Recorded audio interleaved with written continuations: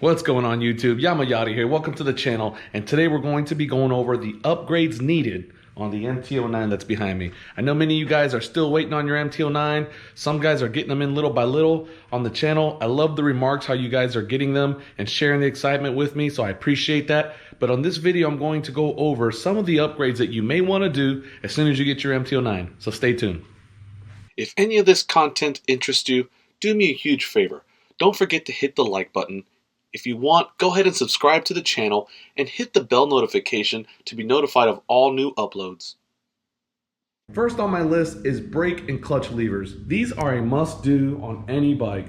Obviously, guys, we know that the factory levers are super far out, they're not comfortable, and they're not even adjustable. These are the Womet-tech. I got these from TST Industries. I'll leave all the links in the comments below so you guys can order yours or check them out.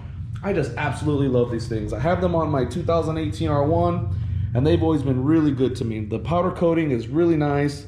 The way these levers adjust are just perfect, and honestly, they just look really nice. No complaints at all about them. They function very well, and honestly, they're very affordable. So guys, definitely, this will be number one on my list of things to do. Number two thing on my list to upgrade are the mirrors. The factory mirrors that come on this bike, for me personally, do not even work. I have broad shoulders. I can't even see behind me.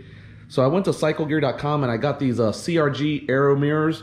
I've had them before on another bike. I love them a lot. They function very well. They don't vibrate when you're riding. They move in different, different positions. You can sit them up, down. I have some guys that like them down. Some guys like them up. I like them just like this. Quality's amazing and they're very affordable.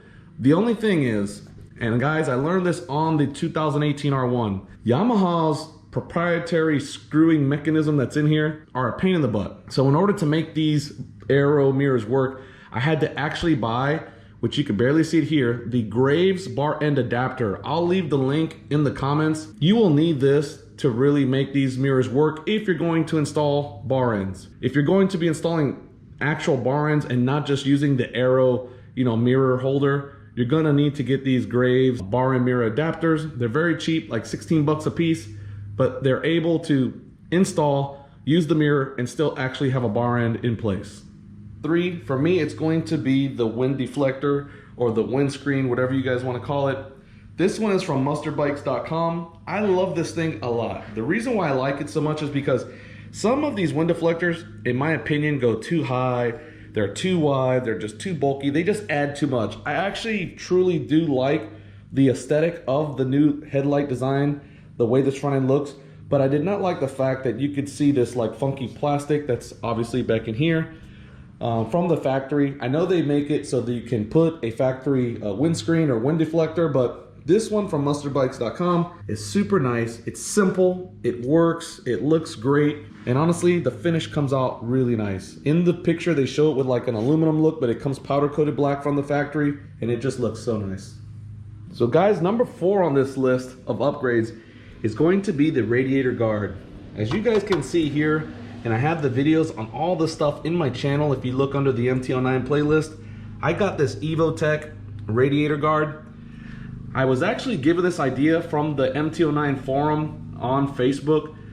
Someone reached out to me and said that the evo-tech make some of the greatest radiator guards on the market. And honestly, I didn't want anything with like graphics or funky stuff. I just wanted something plain that looked great because I actually like the stock look of the bike. I'm not really into like, really bedazzled bikes and just, things that are just really loud and bright. I just like the bike the way it looks, but I like it to have a clean aesthetic look with all these accessories that actually function and just make the bike look really nice. Guys, number five on this list is going to be turn signals. These are the ones from TST Industries. I'll leave the link again in the comments. They just operate and look so beautiful. They have the halo white, I don't know if it's called platinum or whatever it is, but it actually matches the front here, super visible, and just has a clean look. I truly love these things. They actually match the bike and the characteristics of the bike. So these right here have to be another addition that you must do. Some people like the factory turn signals. I personally did not like them. Even though they are better than the previous models, I just wanted to get these things upgraded right away, and I knew TST has the hookup on these amazing lights. Guys, number six on my list is going to be frame sliders. Here's one for the engine casing, here's one for the actual frame, And here's one from the back. There is one on the other side, which I'll show you here. So these are definitely must needed upgrades for the bike itself, just for protection. So number 7 on my list is going to be tank pads. These are from Tech Spec. I got them online. Super easy to apply. They stick very well. They have not peeled off on me whatsoever. So that is a really good thing. I just wanted it mainly for the belt protection. I do wear a lot of belts, so I didn't want to get this scratched up. And now I've been taking advantage of actually trying to lean the bike really hard. These things give me a lot of grip when I'm wearing jeans. So definitely number 7 is going to be tank pads. Number 8 on my list, personally, is just the gas cap. I love this Vortex gas cap. I wish I would have got it earlier on the 2018 R1. I've always seen it, never got it. I had a friend of mine reach out, Simon, he told me about it. He gave me the link. I installed this and it has been working very well. Super easy. I could leave the key in the ignition. I could pop this thing off real quick, fill up some gas, pop it back in and take off. And honestly, it looks really nice. It's a super good, nice quality powder coated black with a little gloss on it. This locking mechanism works very well and it's just a good addition to the bike. So if you guys are looking to do the gas cap, definitely the Vortex is the way to go. Last but not least, we're going to be talking about exhaust. I ended up going with the Akrapovic exhaust system. It is a full complete system. It deletes the cat from the bottom. Has the header pipes as well. Guys, this is a must need. I mean, a lot of guys were questioning about the flash involved, if it needed to be flashed, if it didn't need to be flashed. Guys, so far since I've installed this exhaust, my bike has run a lot smoother and a lot better. I did see a YouTube video where a guy basically just put on this exhaust, ran it on the dyno, and it ended up making about 3 to 5, I think it was 5 horsepower more. It dropped maybe like 2 pounds of torque, but the horsepower gain was a little bit there. Obviously, we know that once the flash is out for this bike and you flash it, this will be an essential piece that you will need. So this is definitely one of my favorite upgrades on the bike is the exhaust. I have no regrets whatsoever. Akrapovic makes a great system, super easy to install. I have a video on that as well. So guys, all this content for all these upgrades are on the channel. All you have to do is go to Yamaha, my channel, click on the MT-09 playlist, and many of these things that I'm showing you guys, I've already done videos on, but this is definitely one of my favorite upgrades so far, and it has given me the most bang for my buck because it runs better, sounds amazing, guys. Cold start, hold up. Cold start, here we go. I love this dash. Check out the cold start. Oh, my bad. Forgot the neutral. Okay, here we go.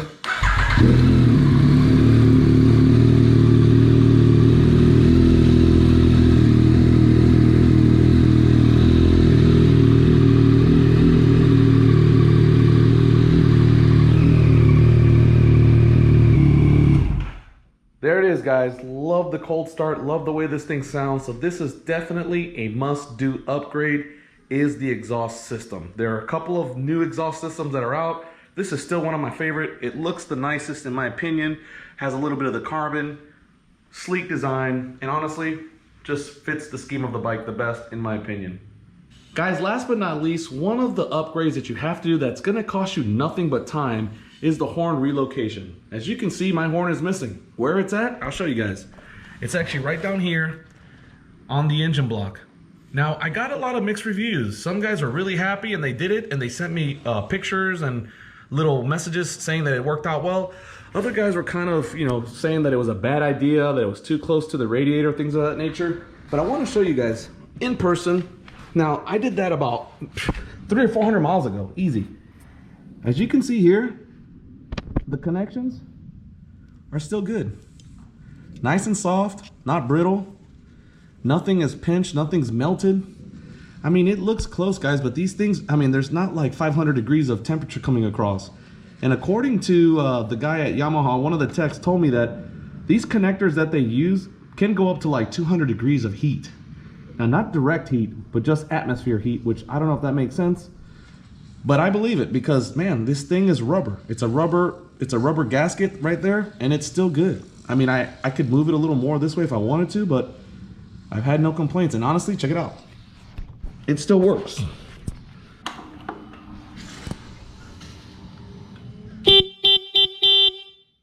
So for those that were kind of a little doubtful of the relocation, man, it's worked out very well.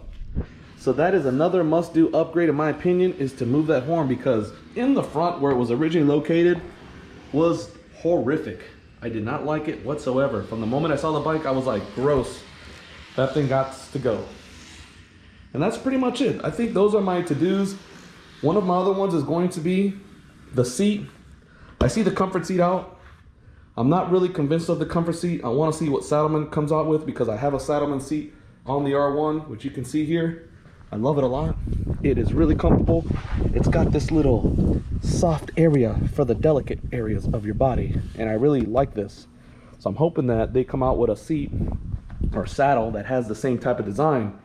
You know, maybe even the same look with that little channel here, because trust me guys, the sensitive areas need to breathe. And I like the fact that when I'm riding, they do. So I'm hoping that Saddleman comes out with something. If not, I'll go ahead and check out the comfort seat. I saw a video, Blockhead did a review on it. It looked really comfortable. He actually gave it a lot of thumbs up. So I'm probably gonna do something like that. But for now, that's what I'm gonna leave, probably for the end. Obviously, the integrated taillight system is being worked on from TST.